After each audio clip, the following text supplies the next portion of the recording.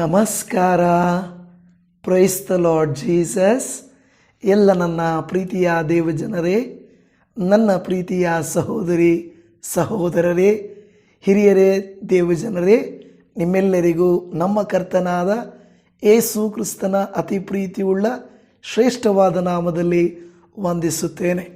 ಹೇಗಿದ್ದೀರಾ? ಆ ದೇವಾದಿದೇವನ ಕೃಪಾ ಕನಿಕರಗಳಿಂದ ನಾವು ಆತ್ಮಿಕವಾಗಿಯೂ ಮತ್ತು ಲೌಕಿಕವಾಗಿ ಬರುವಂಥ ಅನೇಕ ಹೋರಾಟಗಳನ್ನು ದೇವರ ಕೃಪೆ ಕರುಣೆಗಳಿಂದ ಎದುರಿಸುತ್ತಾ ಇದ್ದೇವೆಂದು ನಾನು ನಂಬುತ್ತಾ ಇದ್ದೇನೆ. ಕರ್ತನು ನಿಮ್ಮ ಸಂಗಡಿಗನಾಗಿರಲಿ, ಸದಾಕಾಲ ನಿಮ್ಮನ್ನು ನಡೆಸುವಂಥವನಾಗಿರಲಿ.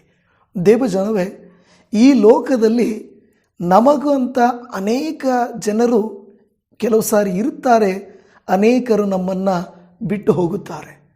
ಅನಾರೋಗ್ಯವು ನಮ್ಮನ್ನು ಕಾಡುವಾಗ, ಆರ್ಥಿಕವಾದಂಥ ಕೊರತೆಗಳು ಬಂದಾಗ, ಸಂಬಂಧಗಳಲ್ಲಿ ಬಿರುಕುಗಳು ಬಿಟ್ಟಾಗ ಮಾತ್ರವಲ್ಲ, ಕೆಲವರ ಮಾತುಗಳು ನಮ್ಮನ್ನು ಬಹಳ ಕುಗ್ಗಿಸುತ್ತವೆ. ನಿಜವಾಗಿ ಹೇಳಬೇಕಾದರೆ ಅನಾರೋಗ್ಯ ಬಂದಾಗ ಕತ್ತಲು ನಮ್ಮನ್ನು ಕವಿಯುವಂತೆ ಆಗುತ್ತದೆ. ಕೆಲವರ ಮಾತುಗಳು ನಮ್ಮನ್ನು ತಿವಿದ ಹಾಗೆ ಆಗುತ್ತದೆ. ಕೆಲವು ಪರಿಸ್ಥಿತಿಗಳನ್ನು ನಿಭಾಯಿಸಲಿಕ್ಕಾಗುವುದೇ ಇಲ್ಲ ಎನ್ನುವಂಥ ರೀತಿಯಲ್ಲಿ ಅನಿಸುತ್ತದೆ. ಆಗ ನಮಗೆ ದಾರಿ ಕಾಣದೆ, ದಿಕ್ಕು ತೋಚದೆ ಕತ್ತಲಾಗಿಬಿಡುತ್ತದೆ, ಸುತ್ತಲೂ ಕತ್ತಲಾಗಿಬಿಡುತ್ತದೆ. ಆದರೆ ದೇವರು ಇವತ್ತು ನಿಮಗೂ ನನಗೂ ಒಂದು ಮಾತನ್ನು ಹೇಳುತ್ತಾ ಇದ್ದಾರೆ.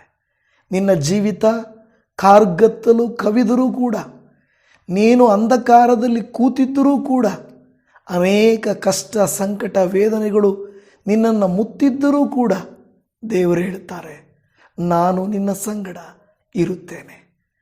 ಆತನ ಮಾತು, ಆತನ ಪ್ರಸನ್ನತೆ ನಮ್ಮನ್ನು ಧೈರ್ಯಪಡಿಸುತ್ತದೆ. ಬನ್ನಿ, ಈ ದಿನದ ಮುಖ್ಯವಾದ ದೇವರ ವಾಕ್ಯವನ್ನು ಓದಿಕೊಳ್ಳೋಣ. ಕೀರ್ತನೆಗಳ ಗ್ರಂಥ 23ನೇ ಕೀರ್ತನೆ 4ನೆಯ ವಚನ.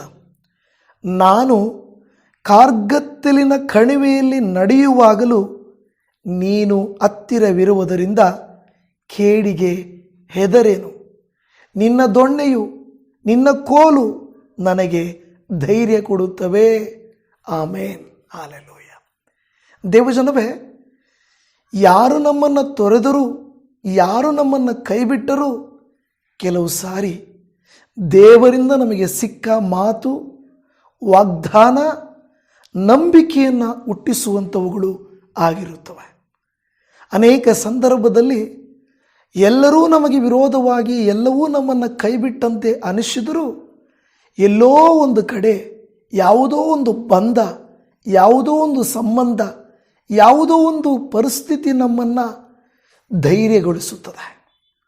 ಹೌದಲ್ವ? ಖಂಡಿತವಾಗಿ ಯಾವುದೋ ಒಂದು ಸಂಬಂಧ.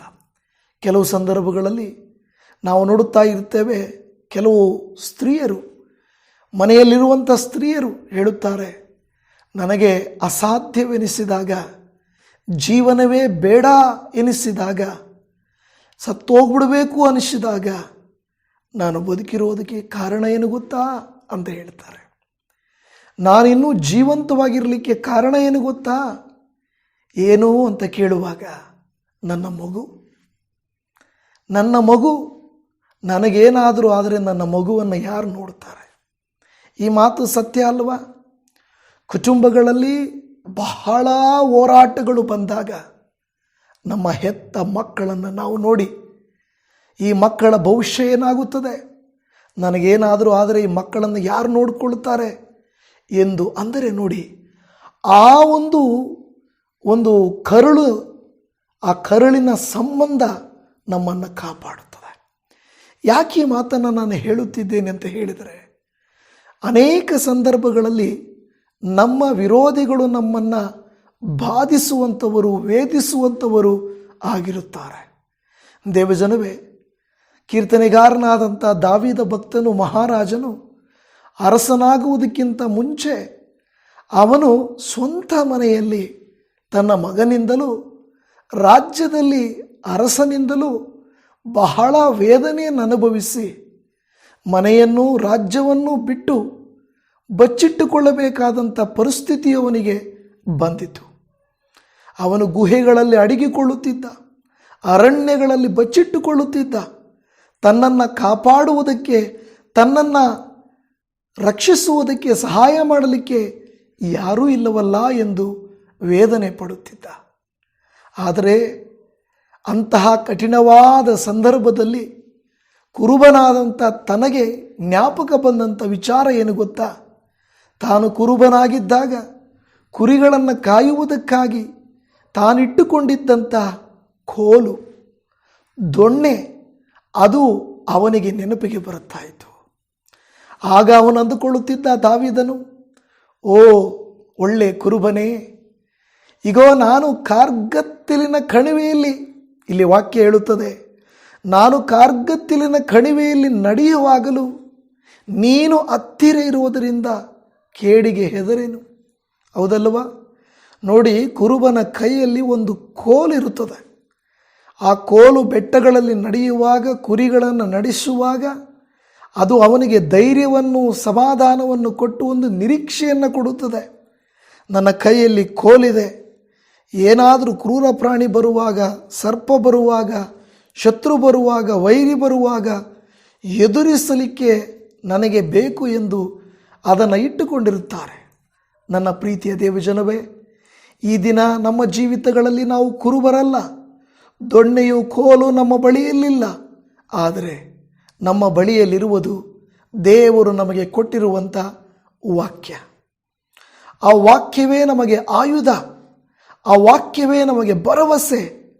ಅನೇಕ ಸಂದರ್ಭಗಳಲ್ಲಿ ಕುಗ್ಗಿ ಹೋದಾಗ, ಶತ್ರುವು ಬಂದಾಗ, ಸಮಸ್ಯೆಯು ಬಂದಾಗ ಎದುರಿಸಲಿಕ್ಕೆ ಬೇಕಾದಂಥ ಆಯುಧವು ಏನಾಗಿದೆ ಅಂದರೆ ಈ ಒಂದು ದೇವರ ವಾಕ್ಯವಾಗಿದೆ. ದೇವಜನವೇ, ಅನೇಕ ಸಂದರ್ಭಗಳಲ್ಲಿ ನೀವು ನಾನು ಕಾರ್ಗತ್ತಲಿನ ಕಣಿವೆಯಲ್ಲಿದ್ದ ಹಾಗೆ ಇರುತ್ತದೆ. ಕಣಿವೆಯಲ್ಲಿ ಜನ ಇರೋದಿಲ್ಲ, ಒಂಟಿತನ ಇರುತ್ತದೆ, ಅವ್ಯವಸ್ಥೆ ಇರುತ್ತದೆ. ಅಂಥ ಸಂದರ್ಭದಲ್ಲಿ ಕೀರ್ತನೆಗಾರನ ಹೇಳುತ್ತಾ ಇದ್ದಾನೆ, ಇಂಥ ಕಣಿವೆಯಲ್ಲಿ, ಇಂಥ ಕಾರ್ಗತ್ತಲಿನಲ್ಲಿ ನನ್ನ ಕರ್ತನು ನನಗೆ ಕೊಟ್ಟಂಥ ಆಯುಧವು ನನಗಿದೆ ಎಂದು ಹೇಳುವಂಥ ಮಾತನ್ನು ನಾವು ನೋಡುತ್ತಾ ಇದ್ದೇವೆ. ದೇವಜನವೇ, ಈ ದಿನಗಳಲ್ಲಿ ನಮ್ಮ ಜೀವಿತಗಳು ಯಾವುದೋ ಒಂದು ಕಾರಣದ ನಿಮಿತ್ತ ಕಾರ್ಗತ್ತಲು ಕವಿದಿರಬಹುದು. ಆದರೆ ಅಂಥ ಸಂದರ್ಭದಲ್ಲಿ ನೀವು ನಾನು ನೆನಪಿಸಿಕೊಳ್ಳಬೇಕು, ನನ್ನ ಕರ್ತನು ನನ್ನೊಟ್ಟಿಗೆ ಇದ್ದಾನೆ ಎಂಬುದಾಗಿ. ಕಳೆದ ದಿನಮಾನಗಳಲ್ಲಿ ನನಗೆ ಹುಷಾರಿಲ್ಲದೆ ಇದ್ದಾಗ MRI ಮಾಡಿಸಿಕೊಳ್ಳುವುದಕ್ಕಾಗಿ ನಾನು ಹೋಗುವಾಗ ಅಲ್ಲಿನವರು ಹೇಳಿದರು, ಒಳಗಡೆ ನೀವು ಹೋಗುವಾಗ ಒಂದು ಅರ್ಧ ಮುಕ್ಕಾಲು ಗಂಟೆ ಇರಬೇಕಾಗುತ್ತದೆ ಎಂದು ಹೇಳಿದರು. ನನಗೆ ಜ್ಞಾಪಕ ಬಂದಂಥ ವಾಕ್ಯ ಇದಾಗಿತ್ತು. ನಾನು ಎಲ್ಲಿದ್ದರೆ ಏನು, ಆ ಮಿಷಿನ್ ಒಳಗಡೆ, ಆ ರೂಮಲ್ಲಿ ಯಾರೂ ಇರಲ್ಲ. ನಮ್ಮನ್ನು ಒಳಗಡೆ ಕಳಿಸಿಬಿಟ್ಟು ಅವರು ಏನೂ ಆಗಲ್ಲ, ನಿಶ್ಚಿಂತೆಯಿಂದಾಗಿರಿ ಅಂತ ಒಳಗಡೆ ಕಳಿಸ್ತಾರೆ. ಯಾರಿಗಾದರೂ ಆಗಲಿ ಸ್ವಲ್ಪ ಭಯ ಆಗಬಹುದು. ಯಾಕೆಂದರೆ ಮೊದಲನೇ ಸಾರಿ ಅಲ್ಲಿ ನಾನು, ದೇವರೇ, ಯಾರೂ ನನ್ನ ಜೊತೆಯಲ್ಲಿ ಇಲ್ಲ, ನೀನು ನನ್ನ ಜೊತೆಯಲ್ಲಿ ಇದ್ದೀಯ. ಅಲ್ಲಿ ಕತ್ತಲೇನಿರಲಿಲ್ಲ, ಆದರೆ ಒಂಟಿತನ. ದೇವಜನವೇ, ನಿಮ್ಮ ನನ್ನ ಜೀವಿತದಲ್ಲಿ ಅದೇ ರೀತಿಯಾಗಿ ಒಂಟಿತನ, ಕಾರ್ಗತ್ತಲು, ಕಣಿವೆಯಂಥ ಪರಿಸ್ಥಿತಿಗಳು ಬರುವಾಗ ದೇವರು ನಿಮ್ಮ ಸಂಗಡ ಇರುತ್ತಾನೆ.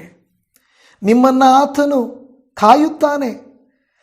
ಈ ದಾವೀದನು ಅನೇಕ ಸಂದರ್ಭಗಳಲ್ಲಿ ಕತ್ತಲೆಯ ಗುಹೆಗಳಲ್ಲಿ, ಎಲ್ಲೋ ಒಂದು ಸ್ಥಳಗಳಲ್ಲಿ ಬಚ್ಚಿಟ್ಟುಕೊಳ್ಳಬೇಕಾಗಿತ್ತು, ಸಿಕ್ಕಿದರೆ ಸಾಯಿಸ್ತಾರೆ ಅಂತ. ಈ ದಿನಗಳಲ್ಲಿ ನಮ್ಮ ಕುಟುಂಬಗಳಲ್ಲಿ ಕೂಡ ಕೆಲವು ಈ ಥರದ ಛಾಯೆಗಳು ಬರುತ್ತವೆ, ಕಾರ್ಗತ್ತಲಿನ ಛಾಯೆಗಳು, ಪರಿಸ್ಥಿತಿಗಳು ಬರುತ್ತವೆ. ಆದರೆ ಒಂದು ಮಾತ್ರ ಜ್ಞಾಪಕ ಇಟ್ಟುಕೊಳ್ಳಿ, ನಿಮ್ಮನ್ನು ಕಾಯುವಾತನು ತೂಕಡಿಸುವುದಿಲ್ಲ, ನಿದ್ರಿಸುವುದಿಲ್ಲ. ಆತನು ಹಗಲು ರಾತ್ರಿ ನಿಮ್ಮನ್ನು ನನ್ನನ್ನು ಕಾಯುವಂಥ ದೇವರಾಗಿದ್ದಾನೆ, ಕಾಪಾಡುವಂಥವನಾಗಿದ್ದಾನೆ. ಕೃಪೆ ಕರುಣೆಗಳನ್ನು ತೋರಿಸಲಿಕ್ಕೆ ಶಕ್ತನಾದ ದೇವರಾಗಿದ್ದಾನೆ. ಆತನು ನಿಮ್ಮನ್ನು ನನ್ನನ್ನು ಕೈಬಿಡನು, ತೊರೆಯನು. ದೇವಜನವೇ, ಈ ಮಾತನ್ನು ದೇವರು ನನಗೆ ಅನುಗ್ರಹಿಸಿದಾಗ, ದೇವರೇ, ಇದರಲ್ಲಿ ನಾನು ಏನು ಮಾತಾಡಬೇಕು ಅಂತ ನಾನು ಆಲೋಚಿಸುತ್ತಿದ್ದೆ. ಆದರೆ ನಿಮ್ಮನ್ನು ನನ್ನನ್ನು ಆತನು ತೊರೆಯುವುದಿಲ್ಲ. ದೇವರ ವಾಕ್ಯದಲ್ಲಿ, ಕೀರ್ತನೆಯಲ್ಲಿ 138ನೇ ಕೀರ್ತನೆಯಲ್ಲಿ 7-8ರಲ್ಲಿ, ನಾನು ಇಕ್ಕಟ್ಟಿನ ದಾರಿಯಲ್ಲಿ ನಡೆಯುವಾಗ ನನ್ನನ್ನು ಚೈತನ್ಯಗೊಳಿಸುವಿ, ನನ್ನ ಶತ್ರುಗಳ ಕೋಪಕ್ಕೆ ವಿರೋಧವಾಗಿ ನಿನ್ನ ಕೈ ಚಾಚುವಿ, ನಿನ್ನ ಬಲಗೈ ನನ್ನನ್ನು ರಕ್ಷಿಸುವುದು, ಯೆಹೋವನು ನನ್ನ ಕಾರ್ಯವನ್ನು ಸಿದ್ಧಿಗೆ ತರುವನು ಅಂತ ಹೇಳುತ್ತಾ ಇದೆ. ದೇವಜನವೇ, ಇದನ್ನು ನಾನು ಇಂಗ್ಲೀಷಲ್ಲಿ ಓದಿದಾಗ ನನ್ನನ್ನು ಚೈತನ್ಯಗೊಳಿಸುವಿ ಎಂದು ಹೇಳಿದಂಥ ಜಾಗದಲ್ಲಿ ಯು ಪ್ರಿಸರ್ವ್ ಮೀ ಅಂತ ಹೇಳುತ್ತದೆ. ಪ್ರಿಸರ್ವ್ ಮೀ ಅಂತ ಹೇಳಿದ್ರೆ ನನ್ನನ್ನು ಕಣ್ಮಣಿಯಂತೆ ಕಾಪಾಡಿಕೊಳ್ಳುತ್ತಿ.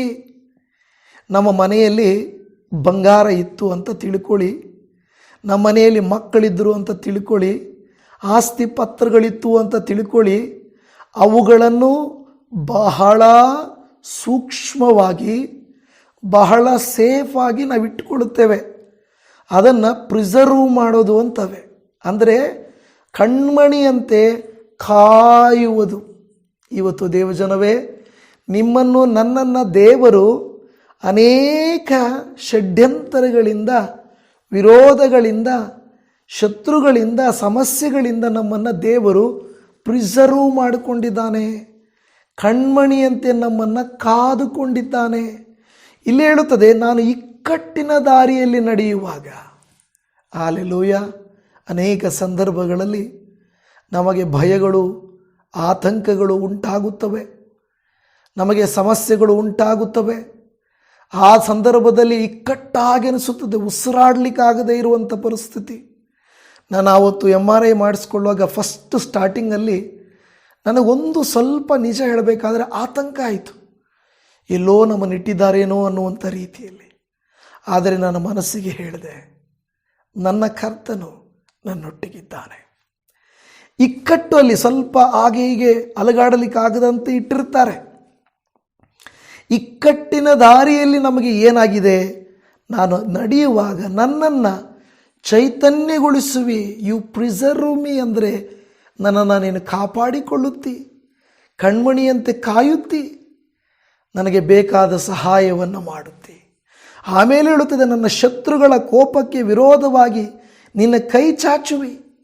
ನಮ್ಮನ್ನು ಇಹಲೋಕಾಧಿಪತಿ ಸೈತಾನನು, ಪಾಪವು ನಮ್ಮನ್ನು ತನ್ನ ಹಿಡಿತದಲ್ಲಿಟ್ಟುಕೊಳ್ಳಬೇಕೆಂದು ಪ್ರಯತ್ನಿಸುವಾಗ, ಇಗೋ ನಮ್ಮ ಕರ್ತನು ತನ್ನನ್ನು ತಾನು ಬರೆದು ಮಾಡಿಕೊಂಡು ಇಹಲೋಕಕ್ಕೆ ಬಂದು ನಮ್ಮನ್ನು ಮರಣವು, ನಮ್ಮನ್ನು ಪಾಪವು ಹಿಡಿಯಬೇಕು, ತನ್ನ ಕಪಿಮುಷ್ಟಿಯಲ್ಲಿ ಹಿಡ್ಕೊಳ್ಬೇಕು ಎಂದಿದ್ದಾಗ ನಮ್ಮ ಸ್ಥಾನವನ್ನು ಸ್ವಾಮಿ ಸ್ವೀಕಾರ ಮಾಡಿಕೊಂಡು ನಮ್ಮನ್ನು ಬಿಡುಗಡೆ ಮಾಡಿ, ನಮ್ಮ ಜಾಗವನ್ನು ಆತನು ರಿಪ್ಲೇಸ್ ಮಾಡಿ ನಮ್ಮನ್ನು ಕಾಪಾಡಿದ್ದಾನೆ. ನೋಡ್ರಿ, ಆತನು ತನ್ನ ಬಲಗೈಯನ್ನು ಚಾಚಿ ನಮ್ಮನ್ನು ಮೇಲಕ್ಕೆ ಎತ್ತಿದ್ದಾನೆ. ಕರ್ತನಿಗೆ ಸ್ತೋತ್ರ ಉಂಟಾಗಲಿ. ಆತನು ಕೈ ಚಾಚಿ ನಿನ್ನ ಬಲಗೈ ನನ್ನನ್ನು ರಕ್ಷಿಸುವುದು. ಆತನು ಅನಾರೋಗ್ಯದಲ್ಲಿದ್ದುವಂಥ ನಿಮ್ಮನ್ನು ಅನೇಕರಿಂದ ಬಯಸಿಕೊಂಡು, ಅನೇಕರಿಂದ ಬೇಸರಪಡಿಸಿಕೊಂಡು ಸಾಲದಲ್ಲಿದ್ದೀರಾ. ದೇವಜನವೇ, ನಿಮ್ಮನ್ನು ದೇವರು ಕೈ ಹಿಡಿಯುತ್ತಾರೆ. ಚಿಂತೆ ಮಾಡಬೇಡ್ರಿ. ಅವಮಾನ ಪಡಬೇಕು, ನೀವೀಗ ಸಂದರ್ಭದಲ್ಲಿ ನೋವು ಅನುಭವಿಸಬೇಕು, ಕಣ್ಣೀರು ಹಾಕಬೇಕು, ಶತ್ರುವಿನ ಕಾಟ ತಟ್ಟುಕೊಳ್ಬೇಕು. ಕಾರಣ ದೇವರು ನಿಮ್ಮ ಸಂಗಡ ಇರುತ್ತಾನೆ. ದೇವಜನವೇ, ದಾನಿಯೇಲನನ್ನು ಸಿಂಹದ ಗವಿಗೆ ಹಾಕಿದಾಗ ಅಲ್ಲಿ ಲೈಟ್ಗಳೆಲ್ಲ ಹಾಕಿ ಸಿಂಹಗಳ ಮಧ್ಯದಲ್ಲಿ ಅವನು ಬಿಡಲಿಲ್ಲ. ಆ ಗರ್ಜಿಸುವ ಸಿಂಹಗಳ ಮಧ್ಯದಲ್ಲಿ ಅವನನ್ನು ಹಾಕಿದರಷ್ಟೇ, ಕತ್ತಲು, ಸುತ್ತಲೂ ಸಿಂಹಗಳು. ಆದರೆ ಆ ಕತ್ತಲಿನಲ್ಲಿಯೂ ಕೂತು ಪ್ರಾರ್ಥಿಸಲಿಕ್ಕೆ ಪ್ರಾರಂಭಿಸಿದ. ಯಾವಾಗ ಅವನು ಪ್ರಾರ್ಥಿಸಲಿಕ್ಕೆ ಪ್ರಾರಂಭಿಸಿದನೋ, ದೇವದೂತನು ಅವನನ್ನು ಕಾಪಾಡಲಿಕ್ಕೆ ಬಂದನು. ಕತ್ತಲಲ್ಲಿ ಅದೇನು ಲೈಟ್ ಹಾಕಿ ಒಳ್ಳೆ AC ರೂಮ್ ಅಲ್ಲ, ಸುರಕ್ಷಿತವಾದ ರೂಮ್ ಅಲ್ಲ. ಬದಲಾಗಿ ಅಲ್ಲಿ ಕತ್ತಲಲ್ಲಿ ಕೂಡ ಪ್ರಾರ್ಥಿಸಿದನು. ಅನೇಕ ಸಂದರ್ಭಗಳಲ್ಲಿ ನೀವು ಕತ್ತಲಲ್ಲಿದ್ದೀರಾ, ಕಷ್ಟದಲ್ಲಿದ್ದೀರಾ, ಕಣ್ಣೀರಿನಲ್ಲಿದ್ದೀರಾ. ಅದು ಒಳ್ಳೆಯ ಸಮಯ, ಒಳ್ಳೆಯ ಸ್ಥಳ. ಅನೇಕ ಸಂದರ್ಭಗಳಲ್ಲಿ ನಾನು ಹೇಳುತ್ತೇನೆ ನೋಡಿ, ನನಗೆ ಬೇಸರವಾದಾಗ ನಾನು ಕೂತ್ಕೊಳ್ಳೋದು ಲೈಟೆಲ್ಲ ಆಫ್ ಮಾಡಿ ನಿಶ್ಚಿಂತವಾಗಿ ನಿಮ್ಮಳವಾಗಿ ಕೂತ್ಕೊಳ್ತಾನೆ.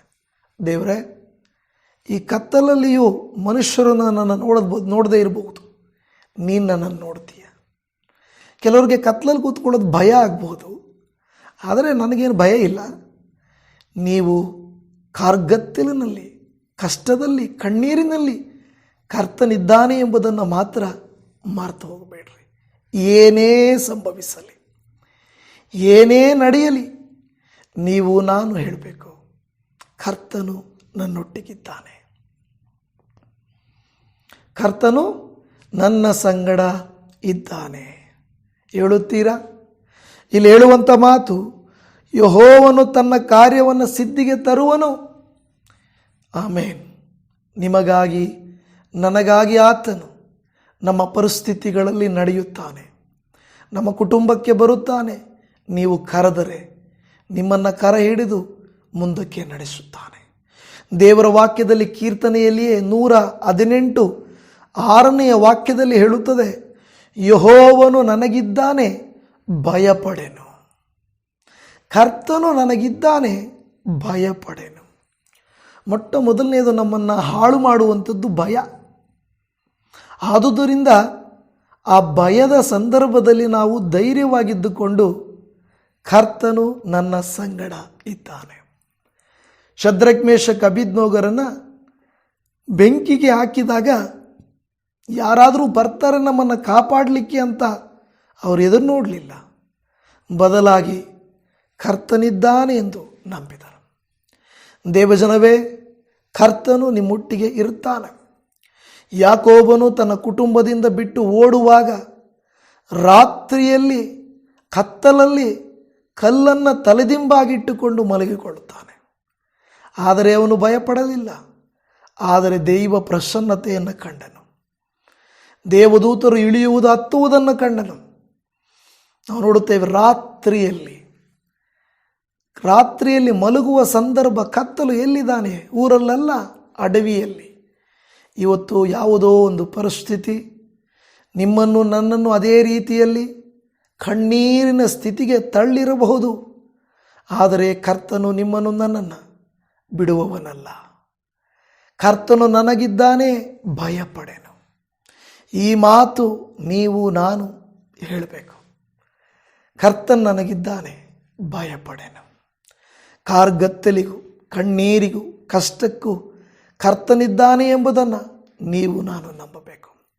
ದೇವರ ವಾಕ್ಯದಲ್ಲಿ ಲೂಕನು ಬರೆದ ಸುವಾರ್ತೆ 1ನೇ ಅಧ್ಯಾಯ 79ನೇ ವಾಕ್ಯದಲ್ಲಿ ಹೇಳುತ್ತದೆ, ಕತ್ತಲಲ್ಲಿಯೂ ಮರಣಾಂಧಕಾರದಲ್ಲಿಯೂ ವಾಸಿಸುವವರಾದ ನಮಗೆ ಪ್ರಕಾಶ ಕೊಟ್ಟು ನಮ್ಮ ಕಾಲುಗಳನ್ನು ಸಮಾಧಾನದ ಮಾರ್ಗದಲ್ಲಿ ಸೇರಿಸಿ ನಡೆಸುವುದು ಅಂದನು. ಕತ್ತಲಲ್ಲಿಯೂ ಮರಣಾಂಧಕಾರದಲ್ಲಿಯೂ, ಕಾರ್ಗತ್ತಲು ಅಂತ ಹೇಳಿದ್ವಲ್ವಾ, ಇಲ್ಲಿ ಮರಣಾಂಧಕಾರ. ಮತ್ತು ಅಲ್ಲಿ ಹೇಳುತ್ತದೆ, ಕತ್ತಲಲ್ಲಿಯೂ ಮರಣಾಂಧಕಾರದಲ್ಲಿಯೂ ವಾಸಿಸುವವರಿಗೆ, ನಾವು ವಾಸಿಸುವವರಾದ ನಮಗೆ ಪ್ರಕಾಶ ಕೊಟ್ಟು ನಮ್ಮ ಕಾಲುಗಳನ್ನು ಸಮಾಧಾನದ ಮಾರ್ಗದಲ್ಲಿ ನಡೆಸುವುದು. ಆ ನಿರೀಕ್ಷೆ ಯಾವುದು? ಯೇಸು ಸ್ವಾಮಿ. ನೋಡಿ, ಎಲ್ಲರಿಗೂ ಕರ್ತನು ಬೆಳಕಾಗಿದ್ದಾನೆ.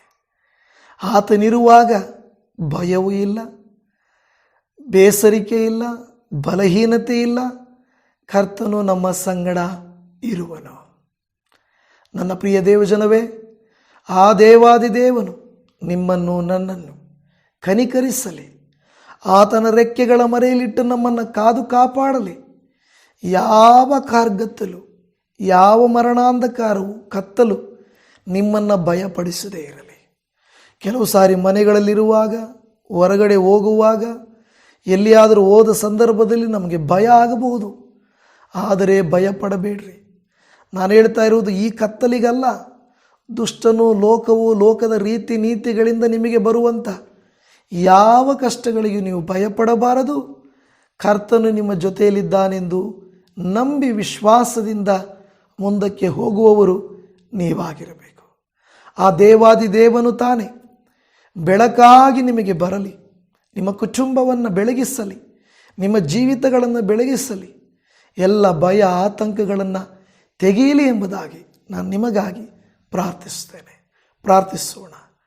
ಪರಮ ತಂದೆಯಾದ ದೇವರೇ, ದಾವೀದನು ಗುಹೆಗಳಲ್ಲಿ ಅಡವಿಗಳಲ್ಲಿ ಬಚ್ಚಿಟ್ಟುಕೊಂಡಾಗ ಜೊತೆಯಲ್ಲಿದ್ದವನು, ಯಾಕೋಬನು ಒಂಟಿಯಾಗಿ ಇದ್ದಾಗ ಜೊತೆಯಲ್ಲಿದ್ದವನು, ದಾನಿಯೇಲನು ಸಿಂಹಗಳ ಮಧ್ಯದಲ್ಲಿದ್ದಾಗ ಜೊತೆಯಲ್ಲಿದ್ದವನು, ಎಲ್ಲ ಭಯಗಳನ್ನು ತೆಗೆಯುವಾತನು, ನಿರೀಕ್ಷೆಯನ್ನು, ನಂಬಿಕೆಯನ್ನು, ಧೈರ್ಯವನ್ನು ಹುಟ್ಟಿಸುವಾತನು, ನಮ್ಮ ಕಾಲುಗಳಿಗೆ ಬೆಳಕನ್ನು ತೋರಿಸಿಕೊಡುವಾತನು, ನಮ್ಮನ್ನು ಅನುಗ್ರಹಿಸಿ ಆಶೀರ್ವದಿಸುವಾತನೂ ಆಗಿರುವಾತನೇ ನಿಮಗೆ ಸ್ತೋತ್ರ. ಹೌದಪ್ಪ, ಕತ್ತಲಲ್ಲಿಯೂ ಮರಣಾಂಧಕಾರದಲ್ಲಿಯೂ ನಡೆಯುವ ನಮಗೆ ಬೆಳಕಾಗಿ ಬಂದ ದೇವರು ನೀವು ಸ್ವಾಮಿ. ಈ ದಿನದಲ್ಲಿ ಈ ವಿಡಿಯೋ ನೋಡುತ್ತಿರುವಂಥ ಸಹೋದರಿ ಸಹೋದರರ ಕುಟುಂಬಗಳ ಜೀವಿತದಲ್ಲಿ ಯಾವುದೋ ಕಾರಣದ ನಿಮಿತ್ತವಾಗಿ ಅಂಧಕಾರವು ಅವರನ್ನು ಕವಿದಿರಬಹುದು. ಕರ್ತನೇ, ಕನಿಕರಿಸು, ದಯ ತೋರಿಸು, ಕೃಪೆ ತೋರಿಸು, ಬೆಳಕಿನಿಂದ ತುಂಬಿಸು, ಕತ್ತಲೆಯನ್ನು ದೂರ ಮಾಡು, ಕೃಪೆಯಿಂದ ಅವರನ್ನು ತುಂಬಿಸು, ಪರಲೋಕದ ಆಶೀರ್ವಾದಗಳಿಂದ ಅವರನ್ನು ತುಂಬಿಸು. ನಾದನೇ, ನಮ್ಮ ಪರಿಸ್ಥಿತಿಗಳು ನಿನಗೆ ಗೊತ್ತುಂಟು ದೇವರೇ. ಹಣಕಾಸಿಲ್ಲದೆ ಕಣ್ಣು ಮೊಬ್ಬಾಗಿ ಹೋದಂತೆ ಆಗಿದೆ. ಯಾರೂ ನಮಗೆ ಸಹಾಯಕರಿಲ್ಲ, ಯಾರೂ ನಮ್ಮನ್ನು ಪ್ರೀತಿಸುವವರಿಲ್ಲ, ಯಾರೂ ನಮಗೆ ಉಪಕಾರ ಮಾಡುವವರಿಲ್ಲ. ನೀನೇ ನಿನ್ನ ಬಲಗೈಯನ್ನು ಚಾಚಿ ನನ್ನನ್ನು ಕರುಣಿಸು, ನನ್ನನ್ನು ಮೇಲಕ್ಕೆತ್ತು, ನನಗೆ ಸಹಾಯ ಮಾಡು ಎಂದು ಕೇಳುತ್ತಿರುವ ಇವರ ಕೈ, ನಿನ್ನ ಕೈಯನ್ನು ಕರ್ತನೆ ತಾಕಲಿ. ನೀನವರನ್ನ ಮುಟ್ಟು, ಅವರನ್ನು ಸೆಳೆದುಕೋ, ಅವರನ್ನು ನೀನು ನಡೆಸು ಎಂದು ಬೇಡುತ್ತಾ ಇದ್ದೇವೆ. ಅಪ್ಪ, ನಾವು ಬಲಹೀನರು ಸ್ವಾಮಿ, ಅಲ್ಪರು.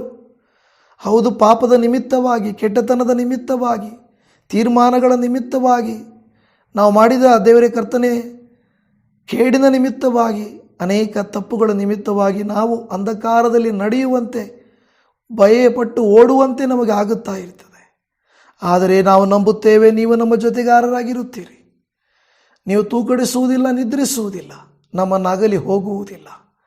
ಖಂಡಿತವಾಗಿ ನಾವು ತಪ್ಪು ಮಾಡಿದ್ದರೂ ಕೂಡ, ನಾವು ದ್ರೋಹ ಮಾಡಿದ್ರು, ಮೋಸ ಮಾಡಿದ್ರು, ತಪ್ಪು ತೀರ್ಮಾನ ತೆಗೆದುಕೊಂಡಿದ್ದರು, ದಯಮಾಡಿ ನೀನು ಬೆಳಕನ್ನು ಹರಿಸಿ ನಮ್ಮನ್ನು ಬಲಪಡಿಸಿ ಆಶೀರ್ವದಿಸಿ ಎಂದು ಬೇಡಿಕೊಳ್ಳುತ್ತಾ ಇದ್ದೇವೆ. ನೀನೇ ನಮಗೆ ಬೆಳಕಾಗಿ ಬಂದು ನಮಗೆ ಬೇಕಾದ ಕೃಪೆಯನ್ನು ತೋರಿಸಿ ಅನುಗ್ರಹಿಸಿ ಆಶೀರ್ವದಿಸುತ್ತೀರೆಂಬುದಾಗಿ, ಕರುಣೆಯಲ್ಲಿ ಮೇಲಾದವನು, ದಯೆಯಲ್ಲಿ ಮೇಲಾದವನು, ಸದಾಕಾಲ ನಮ್ಮ ಸಂಗಡ ಇರುವಾತನು, ಕೃಪೆಯನ್ನು ತೋರಿಸಿ ನಡೆಸುವಾತನು. ಅಪ್ಪ, ಈ ಕುಟುಂಬದಲ್ಲಿ, ಇವರ ಜೀವಿತದಲ್ಲಿ ಅಂಧಕಾರವು ಕವಿಯದ ಹಾಗೆ ಬೆಳಕನ್ನು ಹರಿಸು ಸ್ವಾಮಿ. ಅಂಧಕಾರವು ಕೆಟ್ಟವನಿಗೂ, ದುಷ್ಟನಿಗೂ, ಸೈತಾನನಿಗೂ ಸಂಬಂಧಪಟ್ಟಿದ್ದು, ಆದರೆ ಬೆಳಕು ನಿಮಗೆ ಸಂಬಂಧಪಟ್ಟಿದ್ದು. ಖಂಡಿತವಾಗಿ ಈ ನಮ್ಮ ಜೀವಿತದಲ್ಲಿ ನೀನು ಬೆಳಕಾಗಿದ್ದು ನಮ್ಮನ್ನು ಬೆಳಗಿಸಿ, ಅಂಧಕಾರವನ್ನು ತೊಲಗಿಸಿ, ಭಯ ಆತಂಕಗಳಿಂದ ನಮ್ಮನ್ನು ಬಿಡಿಸಿ ನೀವೇ ನಮ್ಮನ್ನು ಉಪಯೋಗಿಸಿಕೊಳ್ಳುತ್ತೀರೆಂದು ನಮ್ಮ ಪ್ರಾರ್ಥನೆಗಳನ್ನು ಕೇಳಿದಾತನು, ಸದುತ್ತರವನ್ನು ಕೊಟ್ಟು ನಮ್ಮನ್ನು ಬಲಪಡಿಸಿ ನಡೆಸುವಾತನಾಗಿರುವ ಯೇಸುವಿನ ಪರಿಶುದ್ಧ ನಾಮದಲ್ಲಿ ಪ್ರಾರ್ಥಿಸುತ್ತೇವೆ ತಂದೆಯೇ. ಆಮೇನ್, ಆಮೇನ್. ನನ್ನ ಪ್ರೀತಿಯ ದೇವಜನವೇ, ಇದುವರೆಗೆ ಈ ವಾಕ್ಯವನ್ನು ಈ ದಿನ ಕೇಳಿದ್ದಕ್ಕೆ ಧನ್ಯವಾದ. ಕರ್ತನು ನಿಮ್ಮನ್ನು, ನಿಮ್ಮ ಕುಟುಂಬಗಳನ್ನು ಹೇರಳವಾಗಿ ಅನುಗ್ರಹಿಸಿ ನಡೆಸಲಿ. Shalom. Praise the lord Jesus.